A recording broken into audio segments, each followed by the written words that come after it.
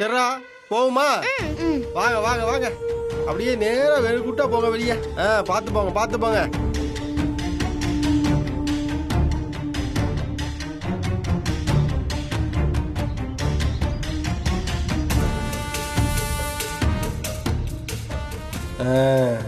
இன்னைக்கு ஒரு சம்பவத்தை நடத்த வேண்டியதேன். வாடா வாடா வாடா. பாரதி அப்பா, இன்னைக்கு உன் பிறந்த நாள். ஒரு செல்ஃபி எடுக்கலாம் எப்படி? அன்பே வா, ஒரு செல்ஃபி எடுத்துப்போ.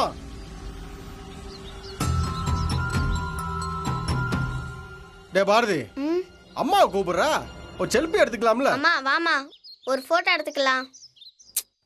அம்மா அம்மா வாங்கம்மா வாங்க.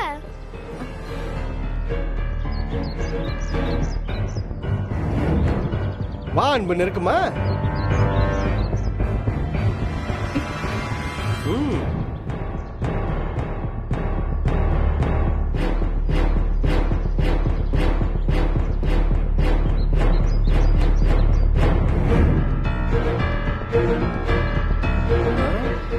செல்ஃபி எடுத்தா சரியா வராது. வக்கீல் சார், ஒரு போட்டோ எடுத்து கொடுக்குறீங்களா? நான் எடுக்கிறேன். ஏன் வக்கீல் சார் எடுக்க மாட்டாரா? வக்கீல் சார் வாங்க சார், ஒரு போட்டோ எடுங்க சார். அட சும்மா எடுங்க சார், வாங்க.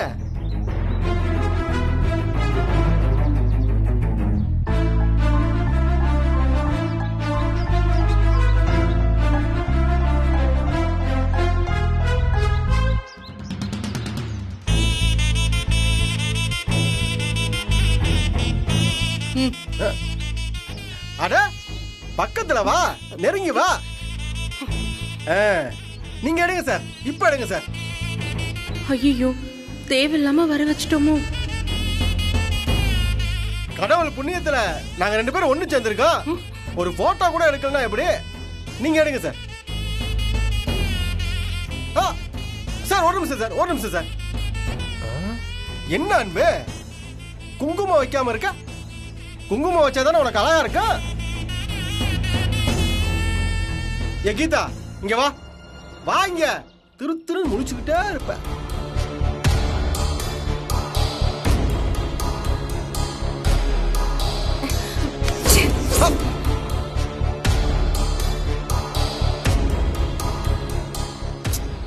என்ன அன்பு, எவ்வளவு ஆசையா குங்குமம் வைக்க வரேன். காட்டு காட்டு.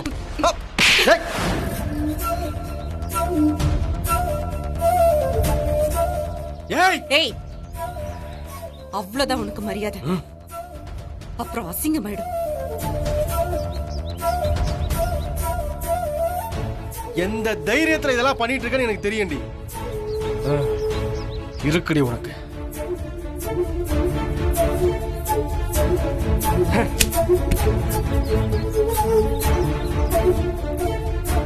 குட்ரா.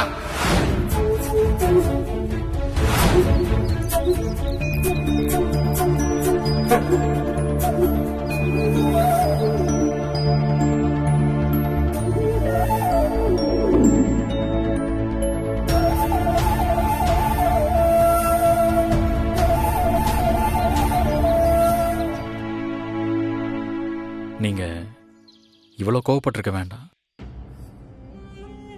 பாரதிக்கு பிறந்த நாள்னு தெரிஞ்சது, அதனால பாரதியை பார்த்து ஒரு கிஃப்டை கொடுத்து அவனோட சமாதானம் ஆயிடலான்னு தான் வந்தேன். நான் வந்ததுனால தான் இதெல்லாம் நடந்ததுன்னு நீங்க நினைச்சீங்கன்னா ஐ எம் ரியலி சாரி. இல்ல, இன்னைக்கு நடந்ததுக்கும் உங்களுக்கும் எந்த சம்பந்தமும் கிடையாது. உங்க சூழ்நிலை எனக்கு புரியுதுங்க. இல்ல, உங்களுக்கு தெரியாது. 11 வருஷமா இந்த மாதிரி நிறைய விஷயங்களை நான் பாஸ்கரால சந்திச்சிட்டேன். திரும்பவும் நான் கேட்கறேன்னு என் மேல கோவப்படாதீங்க. உங்களை மாதிரி ஒருத்தர் இந்த மாதிரி ஒருத்தரை எப்படி கல்யாணம் பண்ணீங்க? இல்லைங்க, நான் எதுவும் தப்பா கேட்கலையே. பொண்ணை பெத்தவங்க எப்படி நினைப்பாங்களோ அதே மாதிரி தான் என்னோட பேரண்ட்ஸும். அவங்க என்ன டீச்சர் ஆக்கணும்னு நினைச்சாங்க. எனக்கு ஃபேஷன் டிசைனர் ஆகணும்னு ஆசை. நிறைய பிரச்சனைகளை தாண்டி ஃபேஷன் டெக்னாலஜி படிச்சேன். எனக்கு தனியா ஒரு புட்டிக் வைக்கணும்னு ஆசை. ஆனா என் பேரண்ட்ஸால ஃபினான்ஷியலா ஹெல்ப் பண்ண முடியாத ஒரு சூழ்நிலை. அப்போ பேங்க் லோனுக்காக போனப்பதான் லோன் ஏஜென்ட்டா பாஸ்கர் எனக்கு அறிமுகமானா.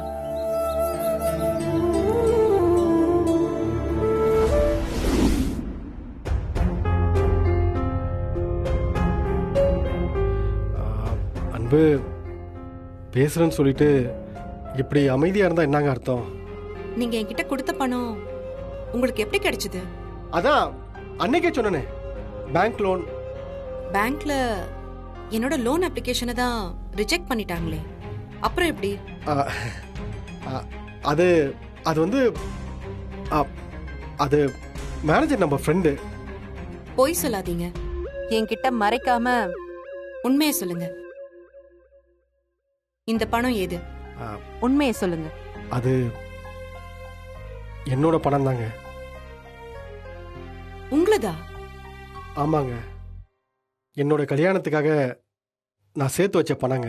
ஐயோ, உங்களோட கல்யாணத்துக்காக வச்சிருந்தது போய் எனக்கு எதுக்கு கொடுத்தீங்க? விடுங்க, இனிமே எங்கங்க என் கல்யாணம்? நான் ஒரு பொண்ணு மேல ஆசைப்பட்டேங்க. அவளை நான் ராணி மாதிரி பார்த்துக்கணும் தான் ஓடி ஓடி சம்பாரிச்சேன்.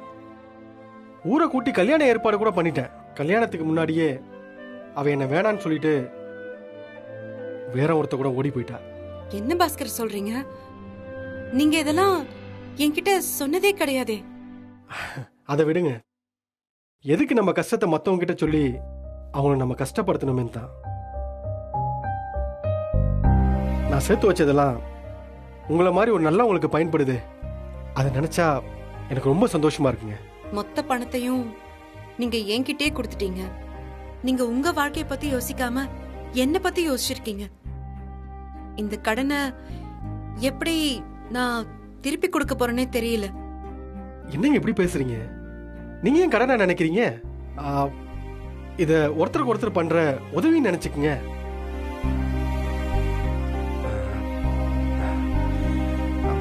அப்புறம் நான் உங்ககிட்ட ஒண்ணு கேட்பேன்.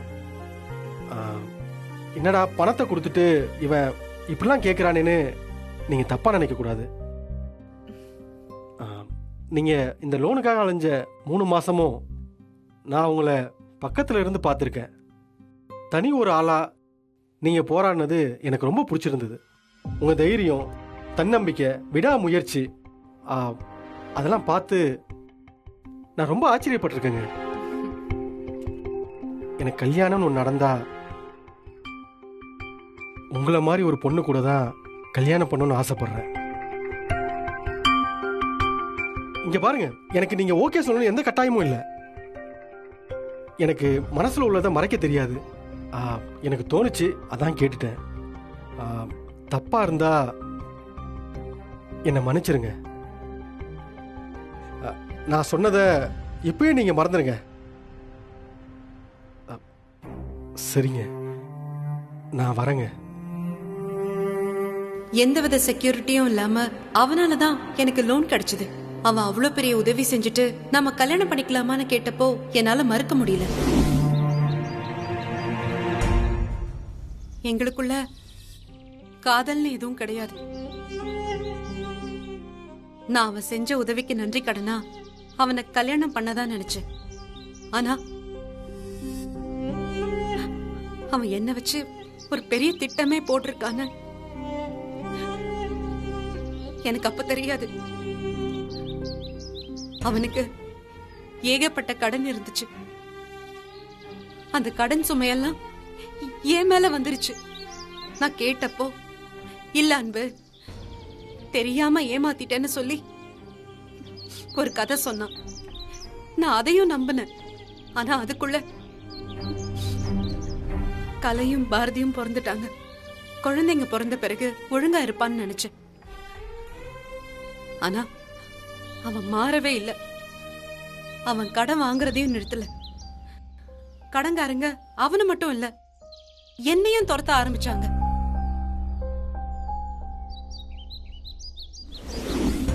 அன்பு கதவெல்லாம் மூடி வச்சிருக்கா. வீடு வேற இருட்டா இருக்கு.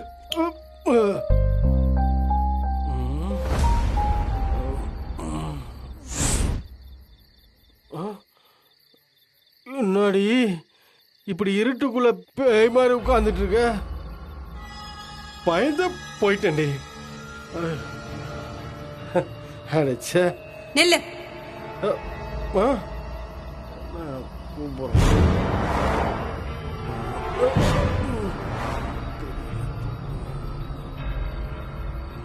இன்னைக்கு முத்தையோட ஆளுங்கெல்லாம் வந்திருந்தாங்க. கடனை திருப்பி கேட்டு அசிங்க அசிங்கமா பேசிட்டு போனாங்க. ஆமா, கடன் வாங்கினா வரத்தான் செய்வாங்க, அசிங்க அசிங்கமா பேசதான் செய்வாங்க. தெரியுதுல? கேக்குறேன். அப்புறம் எதுக்கு அவங்க கிட்ட இந்த கடனை வாங்கின? நல்லா இருக்கே கதை. பஜார்ல அவ்வளோ பெரிய புடவை கடை வச்சுக்கிட்டு தொழில் அதிபரா உலா வரைய, அதெல்லாம் எவன் கொடுத்த காசு? முத்தையா கிட்ட வாங்கின காசுதேன். உன் கல்யாணத்துக்காக வச்சிருந்த காசுன்னு சொன்ன? யாரு, நானா? 20 லட்சம் ரூபாய் கல்யாணத்துக்காக சேர்த்து வச்சிருந்தேன்னா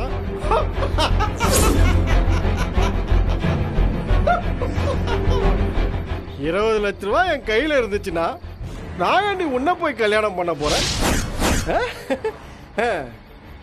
வேற எவளையாவது கட்டிக்கிட்டு அப்படியே சந்தோஷமா தெரிய மாட்டேனா?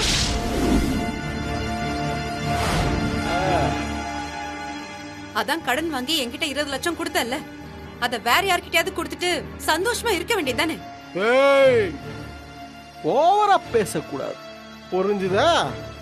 உன்னைய பார்த்த நீ நல்லா இருந்த, உன்னை எப்படியாச்சும் கவுக்கணும்னு நினைச்ச.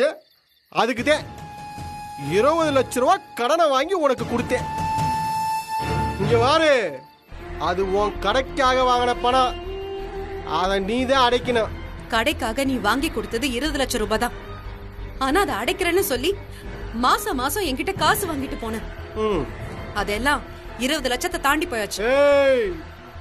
என்கிட்டயே கணக்கு கேக்குறியா? கொன்னே போட்டுருவேன் பாத்துக்க. 20 லட்சத்தை கடன் வாங்கி கொடுக்கற மாதிரி கொடுத்துட்டு மேற்கொண்ட அந்த ஆள் கிட்ட 60 லட்சம் கடன் வாங்கி செலவழிச்சிருக்க. நானும் உன்னை நம்பி எல்லா வெத்து பேப்பர்லயும் கையெழுத்து போட்டிருக்கேன்.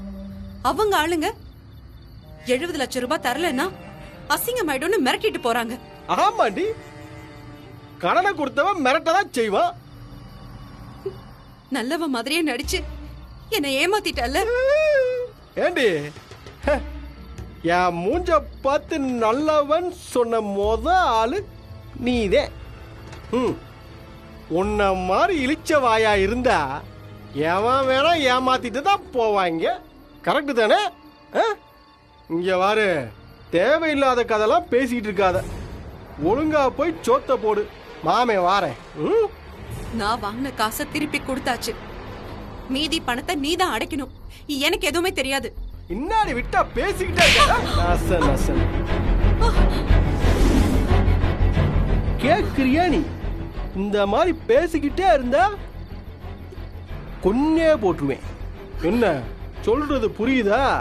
நீ கடை வைக்கிறதுக்காக ராத்திரி பகலா ஒவ்வொருத்தன் கையில கால விழுந்து கடனை வாங்கி கொடுத்துருக்கேன்.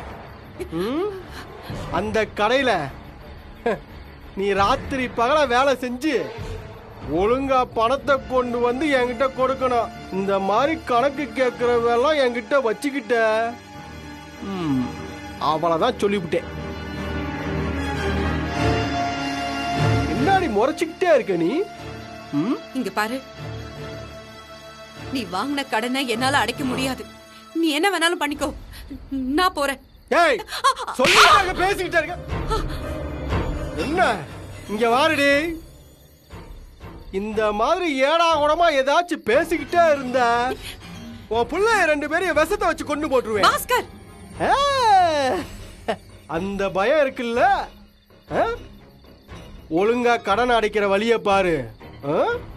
ஏதாவது இப்படி குறுக்க மறுக்க பேசிக்கிட்டே இருந்தேன்னு வையேன், மாவள உன் பிள்ளைங்க உசுரோடவே இருக்காது. புரிஞ்சுதா?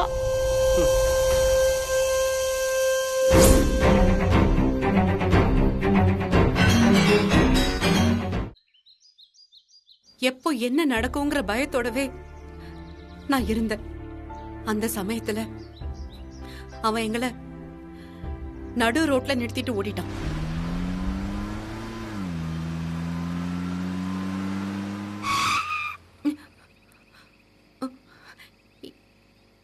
என்னாச்சு பாஸ்கர்? ஒரு நிமிஷம்.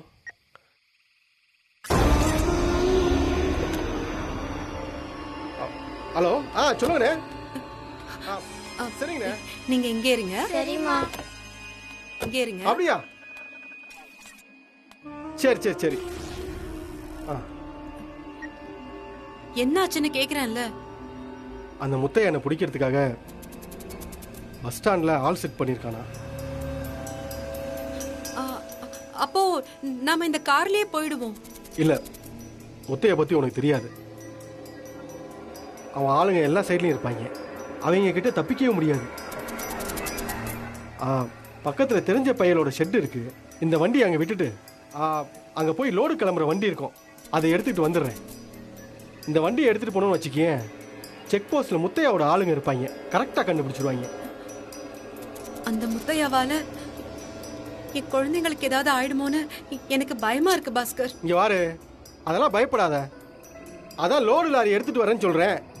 அதுல போயிட்டோன்னு வச்சுக்கியே யாருக்குமே சந்தேகம் வராது. நான் வர வரைக்கும் நீங்க எல்லாரும் பத்திரமா இங்கேயே இருங்க, நான் போயிட்டு வந்துடுறேன். ஐயோ, நாங்க மட்டும் இங்க தனியாவா? நாங்களும் உன் கூட வரோம். இல்ல, நீ பிள்ளைகளோட இங்கேயே இரு, நான் போயிட்டு வந்துடுறேன். அப்புறம் அந்த வண்டிக்கு அட்வான்ஸ் கேட்பாங்கடி, பணம் ஏதாவது இருந்தா கூட. என்கிட்ட எது பணம்? அதான் இருக்கிற எல்லாத்தையும் உன்கிட்டே கொடுத்துட்டேனே. அப்ப அந்த கையில கிடக்கிறத கழட்டி கொடு. என்ன அன்பு யோசிக்கிற?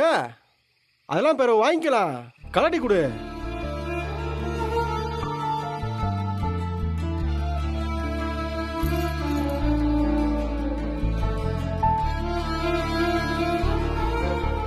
பாஸ்கர், சீக்கிரமா வந்துரு. அதெல்லாம் வந்துடுறேன். புள்ளைங்க எல்லாம் கீழே இருக்கு. என்ன யோசிக்கிற? வேகமா போ.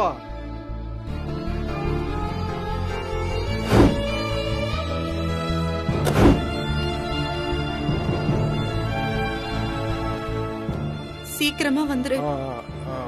வந்துடுறேன். பிள்ளைங்களை பத்திரமா பாத்துக்க. நான் வந்துடுறேன்டா. வரண்டா செல்லம்.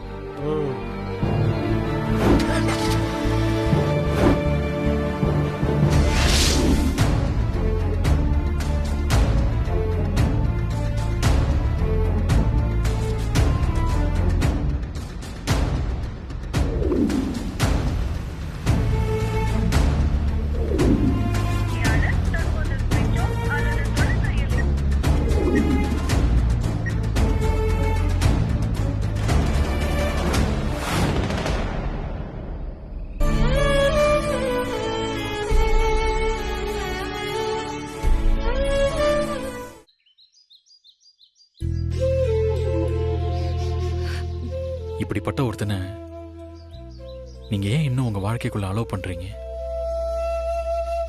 எதுவுமே நடக்காத மாதிரி அவனால எப்படிங்க நடந்துக்க முடியுது? ஒரே ஒரு காரணம், என் பசங்க தான். பசங்க முன்னாடி அவன் ஒரு நல்ல அப்பான்னு பில்டப் பண்ணி வச்சிருக்கான். அவனை பத்தி தெரிஞ்சா குழந்தைங்க மனசு கஷ்டப்படுமேன்னு தான் மறுபடியும் என் வாழ்க்கையில வந்தப்போ நான் அவனை மன்னிச்சு ஏத்துக்கிட்டேன். ஆனா நான் பண்ணது எவ்வளவு பெரிய தப்புங்கிறத அவன் எனக்கு சீக்கிரமே புரிய வச்சுட்டான்.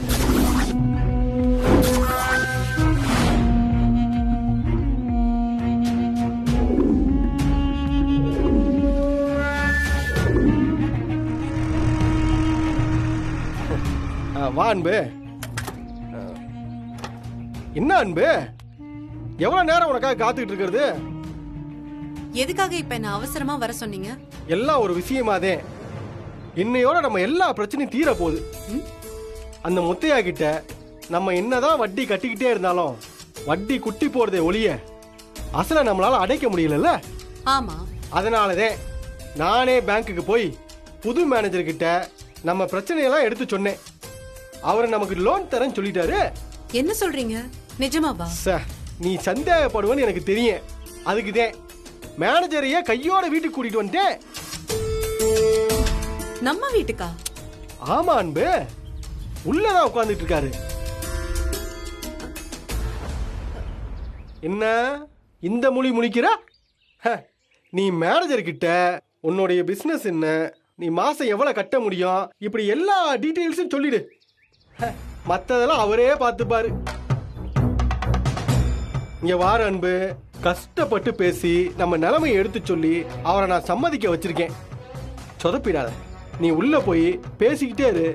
நான் போய் அவர் குடிக்கிறதுக்காக கூல் ட்ரிங்க்ஸ் வாங்கிட்டு வந்துடுறேன்.